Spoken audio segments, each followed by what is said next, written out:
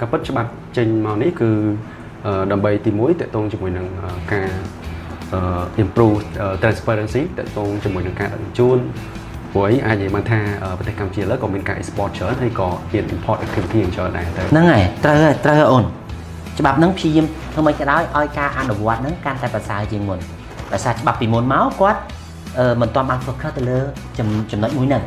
ហើយការអនុវត្តក៏វាអាចមានការខុសៗគ្នាដែរអញ្ចឹងច្បាប់លើកនេះចេញមកក្នុងគោលបំណងដើម្បីឲ្យ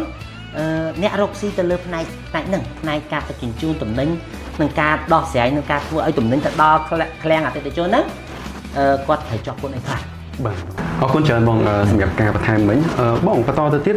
បងអាចជួយបន្ថែមបន្តិចទៀតបានទេបងថាតើប្រកាសមួយហ្នឹងអ្នកណាដែលគាត់ត្រូវ implement ដែរបងហ្នឹងហើយអូនតាមប្រកាស405ហ្នឹងអ្នកដែលត្រូវ implement ហ្នឹងទាំង resident ឬក៏ non resident ទាំងអស់ដែលគាត់ប្រកបអាជីវកម្មទៅលើជា liner គាត់ជាអ្នក liner ឬគាត់ជា agent នៃ liner មួយហ្នឹងឬក៏គាត់ជា brand របស់ក្រុមហ៊ុន liner មួយហ្នឹងឬក៏គាត់ជាអាចថានិយាយបានថាជា freight forwarder ទៅ freight forwarder ជាអ្នកដែលគាត់រកស៊ីផ្នែកក្នុងការដោះស្រាយការដឹកជញ្ជូនពីប្រទេសមួយទៅប្រទេសមួយអញ្ចឹងអ្នកទាំង4ហ្នឹងគឺជាអ្នកដែលគាត់